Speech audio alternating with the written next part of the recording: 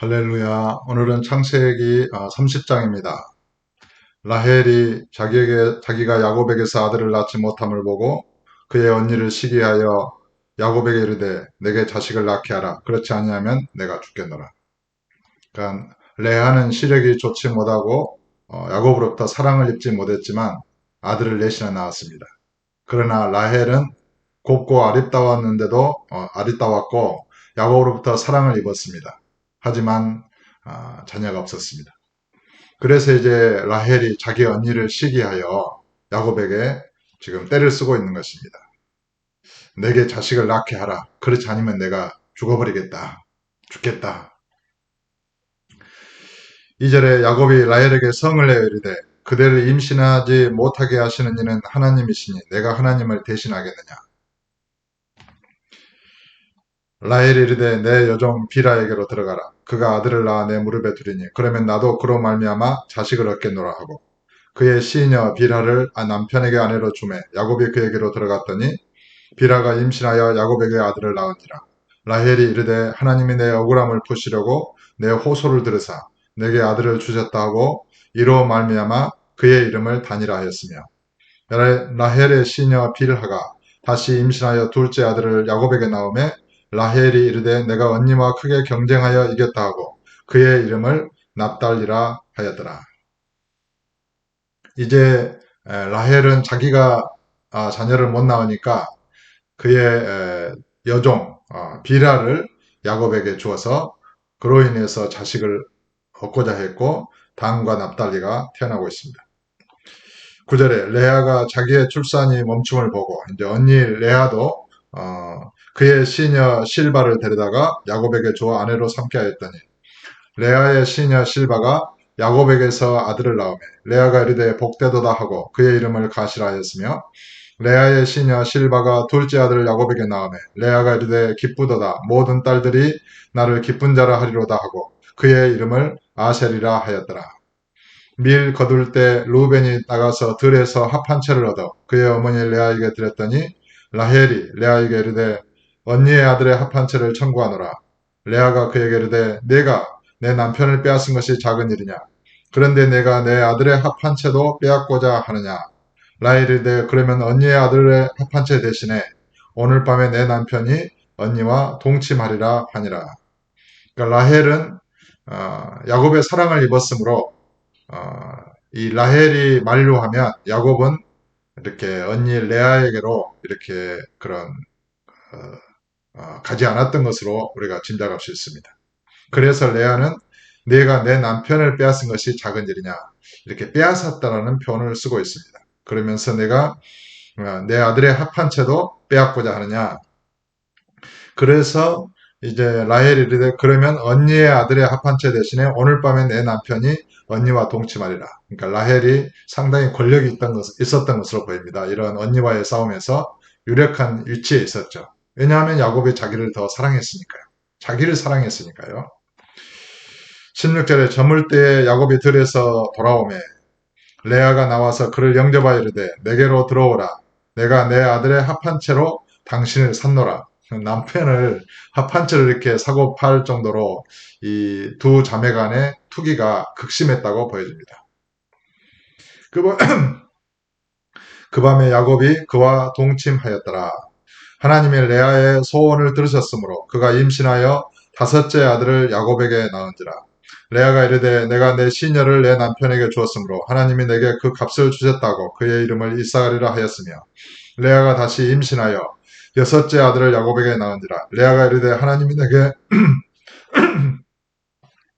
후한 선물을 주시도다. 내가 남편에게 여섯 아들을 낳았으니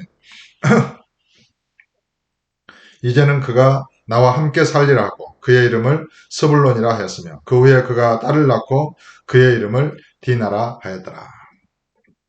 하나님이 라헬을 생각하신지라. 이제 레아는 여섯 아들을 낳았고 그의 시녀 실바를 통해서 두 아들을 낳고 그리고 이제 라헬은 자기의 시녀 비라를 통해서 이렇게 당은 납달리에서 두 아들을 낳았으니까 열 아들이 탄생했습니다. 하지만 라헬은 아직 자녀가 없었습니다. 자기의 시녀도 자식을 낳고 자기의 언니도 6 아들을 낳고 언니의 시녀도 2 아들을 낳았으니 자기만 자녀를 못 낳은 거예요. 그러니까 고대 사회 그때의 풍습을 보면 잘은 몰라도 얼마나 이 라헬의 심령이 비통했겠는가, 얼마나 슬펐겠는가. 자기가 남편의 사랑을 입었지만은 자식을 낳지 못함으로 인해서 얼마나 자기 자신을 수치스럽게 여기고 부끄럽게 여겼겠는가. 아마 차마 짐작하기가 어려울 것입니다. 그런데 거기에 대해서 보니까 22절에 하나님이 라헬을 생각하신지라. 이 모든 일을 보면 다 때와 시기가 있다는 것을 보여요. 범사의 때와 기한이 있고 이렇게 기록되지 않습니까? 태어날 때가 있고 죽을 때가 있으며 평화할 때가 있고 전쟁할 때가 있고 하나님의 라헬을 비로소 생각하셨다는 것입니다. 그러니까 왜 이때에 생각을 하셨을까요? 그것은 라헬이 하나님께 기도했을 것이고 자기가 죽겠노라 남편에게 말하면 남편은 당신을 잉태하지 못하게 하신 이는 하나님이신데 왜 나에게 그러느냐. 그러니까 라헬이 이 세월을 지내면서 아마 하나님께 기도했을 것이고 그 라헬의 마음의 심령이 어떤 이제 때가 되었다고 이렇게 볼 수 있는 것입니다. 그래서 하나님이 라헬을 생각하셨습니다. 생각하신지라 참 하나님이 라헬을 생각하신지라. 라헬의 고달픔, 공고함, 그 부끄러워하는 마음, 그 외로운 마음, 그 슬픈 마음. 하나님은 저와 여러분의 마음을 아십니다. 모든 일에서 사람과 다툴 것이 아니라 저와 여러분은 온전히 하나님께 기도하고 의지해서 하나님으로부터 응답을 받아내야 되는 것입니다. 여러분 안에 주님께서 살아계십니다. 하나님 아버지께서 여러분을 사랑하셔서 독생자를 내어주셨고 그의 성령을 보내셨습니다. 성령님이 저와 여러분과 함께 하십니다. 성령을 의지해서 우리는 기도하고 또 성령 안에서 깨어 기도하기를 힘써야 되겠습니다. 하나님의 라헬을 생각하십니다. 하나님이 그의 소원을 들으시고 그의 태를 여셨으므로 그러니까 하나님께서 인간의 어떤 그 태를 여시고 닫으시고 그래서 저와 여러분이 이 땅에서 이렇게 육체로 태어난 것도 결코 우연이 아닙니다. 하나님의 장중에 있다라고 믿으셔야 됩니다.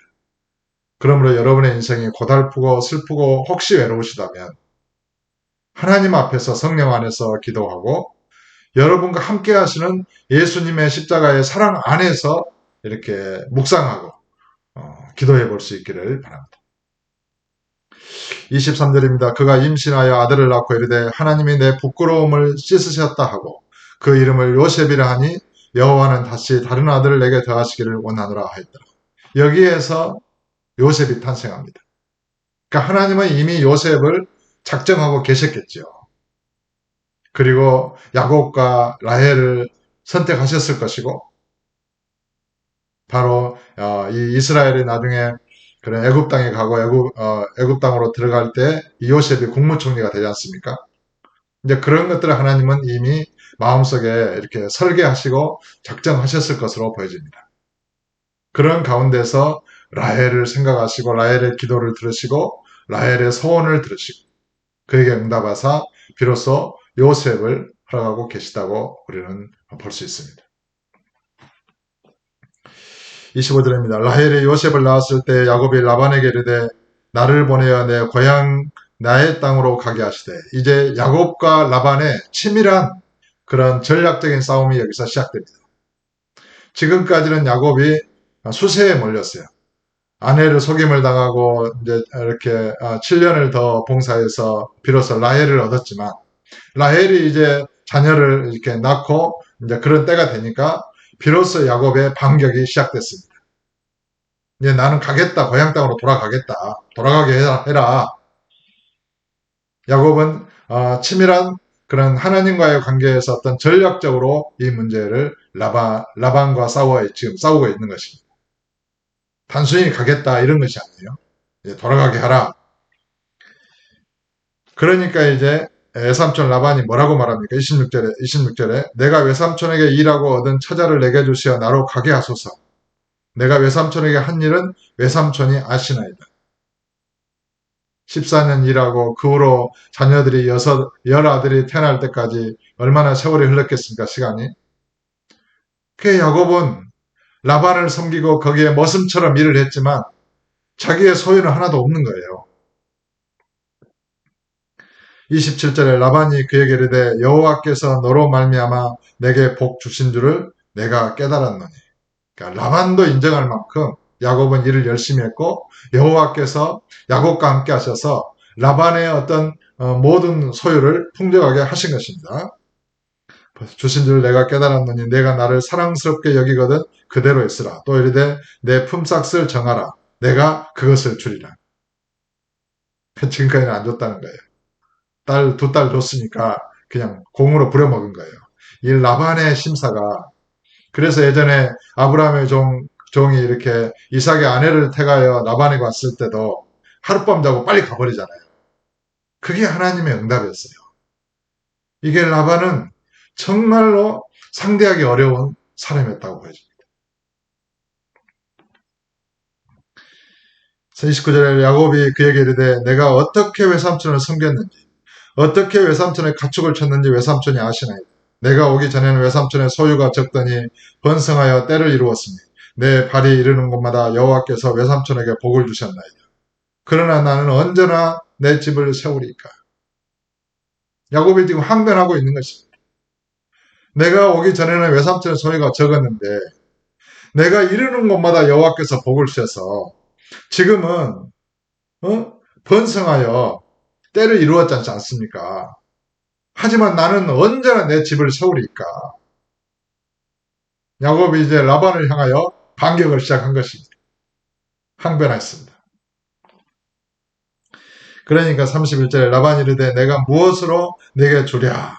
야곱이 이르되 외삼촌께서 내게 아무것도 주시지 않아도 나를 위하여 이 일을 행하시면 내가 다시 외삼촌의 양떼를 먹이고 지키리이다. 이 야곱은 치밀한 전략을 가지고 이 라반을 상대하고 있다는 것을 우리는 기억해야 됩니다. 단순히 나 돌아가겠다고 말한 것이 아니에요. 그 뒤에 자기의 나름대로 계획을 가진 거예요. 라반이 어떻게 말할 줄을, 어떻게 나올 줄을 계산을 한 거예요. 저는 그렇게 보는 것입니다. 그래, 어떻게 주랴? 뭘 주랴 너에게 품삯으로? 그러니까 아무것도 주지 않아도 됩니다. 한 가지 일만 나를 위하여 행하시면 내가 외삼촌의 양떼를 치겠습니다. 이렇게 말한 거예요. 그러니까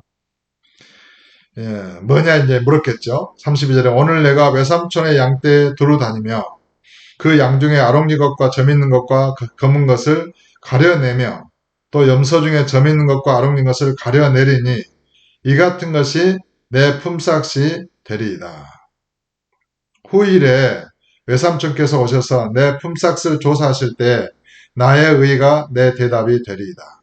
내게 혹시 염소 중 아롱지지 아니한 것이나 점이 없는 것이나 양 중에 검지 아니한 것이 있거든 다 도둑질한 것으로 인정하소서. 아롱진 거, 점 있는 거 그런 것은 이렇게 가려내서 이제 이 같은 것이 내 품삯이 될 것입니다. 이렇게 말한 거예요. 라반이 생각해 보니까 점 있는 것, 아롱진 것은 이렇게 적었나 봐요. 그러니까 욕심장이 아주 꾀가 많은 이 라반이 보기에 합당하거든요. 그러면 되겠다. 이렇게 이제 생각을 해서 만약에 야곱의 소유 중에 점이 없는 것이 있든지 아롱지지 않는 그런 없는 것이 있으면 다 도둑질한 것으로 인정하소서 하니까 구별하기도 좋고 또 지금도 보니까 이 자기가 양떼를 친 경험으로 봐서는 점 있는 것, 아롱진 것은 적게 태어나거든요. 그러니까 이제 된 거예요. 라반의 생각에 됐다고 생각한 거예요. 34절에 라반이 이르되 내가 내 말대로 하리라고 그날에 그가 순 염소 중 얼룩무늬 있는 것과 점 있는 것을 가리고 암 염소 중 흰 바탕에 아롱진 것과 점 있는 것을 가리고 양 중에 검은 것들을 가려 자기 아들들의 손에 맡기고 자기와 야곱의 사이를 사흘길이 뜨게 하였고 야곱은 라반의 남은 양떼를 치니라. 세상에 다 가져가 버린 거예요. 점 있는 거 아롱님. 그 중에서 점 있는 거 아롱님 거 태어나기가 더 어려워요. 이 라반의 욕심, 라반의 교활함. 교활함이라는 단어는 안 쓰고 싶었는데 결국 쓰고 마네요. 그래가지고 사흘끼리 뜨게 해서 다 가져가 버린 거예요. 그리고 이제 야곱은 이제 아무런 바탕에 무늬가 없는 그런 흰 그런 이렇게 염소 이런 그 양떼만 이제 치고 있는 거예요. 그런데 보세요. 36절에 여기서 하나님의 개입이 있고 역사하심이 나타나고 있습니다. 야곱의 지략이 여기서 나타나는 것입니다. 36절에 자기와 야곱의 사이를 사흘끼리 뜨게 하였고 야곱은 라반의 남은 양떼를 치니라. 야곱이 버드나무와 살구나무와 신풍나무의 푸른 껍질을 가져다가 그것들의 껍질을 벗겨 흰 무늬를 내고 그 껍질 벗긴 가지를 양떼가 와서 먹는 개천의 물 그 위에 세워 양떼를 향하게 하며 그 떼가 물을 먹으러 올 때에 새끼를 베니 가지 앞에서 새끼를 뱀으로 얼룩얼룩한 것과 점이 있고 아롱진 것을 낳으니라. 세상에 이런 나무의 껍질을 해가지고 무늬를 만들어서 이렇게 그런 세워놨다고 그래서 그런 짐승이 거기서 새끼를 뵐 때에 점 있는 것이 태어나겠습니까? 정말 마술 같은, 매직 같은 일이에요. 그런데 나중에 이제 야곱의 이야기를 들어보면 알지만 야곱은 이미 꿈에서 하나님으로부터 응답을 받은 거예요. 그래서 야곱은 자기 나름대로 이렇게 나뭇가지로 이렇게 무늬를 내서 새끼를 베게 했지만은 사실은 하나님께서 야곱을 위하여 이런 이 일을 지금 행하신다고 우리는 믿어야 됩니다. 40절에 야곱이 새끼 양을 구분하고 그 얼룩무늬와 검은 빛 있는 것을 라반의 양과 서로 마주보게 하며 그러니까 이제 얼룩무늬가 있는 것이 태어나면 얼룩무늬 있는 것과 라반의 양을 서로 이렇게 상대하게 해서 대하게 했다는 것입니다. 하여 마주보게 하며 자기 양을 따로 두어 라반의 양과 섞이지 않게 하며 보세요. 튼튼한 양이 새끼 베일 때는 야곱이 개천에다가 양떼의 눈앞에 그 가지를 두어 양이 그 가지 곁에서 새끼를 베게 하고 약한 양이면 그 가지를 두지 아니하니 그렇게 함으로 약한 것은 라반의 것이 되고 튼튼한 것은 야곱의 것이 된지라. 여기서 야곱의 지력이 나타나는 것입니다. 완전히 야곱은 양떼를 치는데 완전하게 자기의 마음껏 튼튼한 것은 자기 것이 되게 하고 약한 것은 라반의 것이 되게 하고 자기 얼룩무늬 있는 것과 라반에 있는 것에 이렇게 서로 대하게 해서 또 새끼를 베게 하고 거기서 튼실한 어떤 그런 것은 자기의 소유로 삼고 약한 것은 라반의 소유로 삼고 이제 이런 세월이 흐르면서 야곱은 소유가 아주 풍성하게 됐습니다. 완전히 튼튼한 그 종자 밑에서 완전히 새끼도 더 잘 낳고 더 번성하고 얼룩무늬인 것 천지가 됐습니다. 그것을 이끌어서 43절에 이에 그 사람이 야곱이죠. 매우 번창하여 양떼와 노비와 낙타와 나귀가 많았더라. 모든 짐승이 소유가 엄청나게 된 거예요. 노비도 많게 된 거예요. 소유가 많아지니까 그것을 칠 노비가 많게 되잖아. 필요하게 되잖아요. 여기에서 이 야곱의 지략, 하나님의 역사하심,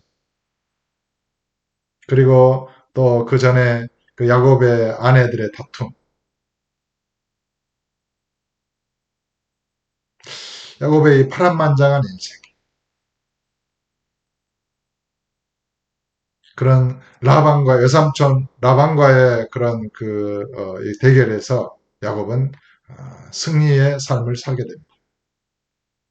그 교활한 그 외삼촌에게서 어떤 외삼촌이 변형할 수 없을 만큼 그 계약을 바꾸지 못할 만큼 가장 확실한 방법으로 자기의 소유를 정하고 하나님의 은혜에 의해서 또 하나님이 주신 지혜에 의해서 얼룩무늬 있는 그 양떼와 솥대 모든 것을 이렇게 얻어내고 있습니다. 사랑하는 성도 여러분, 저와 여러분 안에는 지혜의 왕이시여 하나님의 능력이요 지혜이신 그리스도께서 살아계십니다. 그 주의 영이 함께 하시고 우리는 그 말씀과 성령으로 거듭나서 주님과 영원히 하나입니다. 저와 여러분은 전지전능하신 하나님의 성령과 연합되어 있고 주님과 하나 되어 있습니다. 그러므로 기도만 하면 성령 안에서 바른 마음으로 믿음으로 믿고 기도하면 모든 지혜와 능력이 주님으로부터 주의 성령을 통하여 또 아버지로부터 저와 여러분에게 쏟아지는 것입니다. 이 세상을 살아갈 때에 마음에 고생하고 힘들고 외롭고 슬프고 고통하고 사람과 다투고 싸우고 그 경쟁사회에서 공부하느라고 얼마나 지치고 힘듭니까? 하지만 전지전능하신 하나님의 성령에 의지해서 기도하면 하나님이 지혜를 주시고 지략을 주시고 모략을 주시고 하나님이 간섭하셔서 세상을 이길 지혜와 능력을 주시고 이 죄와 사망이 가득한 세상을 이길 그런 주의 생명의 능력과 권능으로 충만하게 하시는 것입니다. 우리가 세상을 이기지 못할 이유가 없는 것입니다. 하나님은 전지전능하십니다. 여러분 안에 전능자가 살아계십니다. 여러분은 전능자 안에 있습니다. 주님을 믿으십니까? 여러분 안에 살아계신 주님을 오늘도 바라보십시오. 주님을 의지하십시오. 주 안에서 행하십시오. 성령 안에서 걷고 말하십시오. 세상을 넉넉히 이길 수 있는 것입니다. 하나님 아버지께서 저와 여러분을 사랑하셔서 독생자 예수 그리스도를 내어주시기까지 사랑하셨습니다. 전지전능하신 그 자신의 영을 저와 여러분에게 부으셨습니다. 그 영으로 저와 여러분을 낳으셨습니다. 새롭게 하셨습니다. 정말 정직하게 마음을 내어놓고 주님께 기도하면 주님을 의지하면 우리는 믿음으로 넉넉히 이 세상을 이기는 것입니다. 이기도록 되어 있는 것입니다. 패할 수 없습니다. 어떻게 전능자께서 살아계신 우리가 우리 안에 살아계신 그런 사람들이 이 세상에 질 수 있겠습니까? 세상보다 더 크신 이가 너희 안에 살아계시니라. 너희 안에 계신 이는 세상에 있는 자보다 더 크심이니라. 아무도 내 손에서 빼앗을 자가 없느니라. 주님은 말씀하셨습니다. 이 세상의 어떤 것도 그리스도 예수 안에 있는 하나님의 사랑에서 우리를 끊을 세력이 없다라고 성경 기록되었습니다. 성령으로 싸워 이기십시오. 성령으로 걷고 말하여 이기십시오. 승리한 승리의 삶을 사십시오. 내가 세상을 이겼노라. 담대하라. 주님이 말씀하십니다. 오늘도 주님과 동행하는 믿음의 삶을 살고 오늘 저녁에 또 이렇게 동행일기 또 영성일기를 쓸 때 승리의 삶을 인하여 주님께 찬양하는 저와 여러분의 삶이 되시기를 주 예수 이름으로 축원합니다. 감사합니다. 예수 이름으로 축복합니다. 사랑합니다.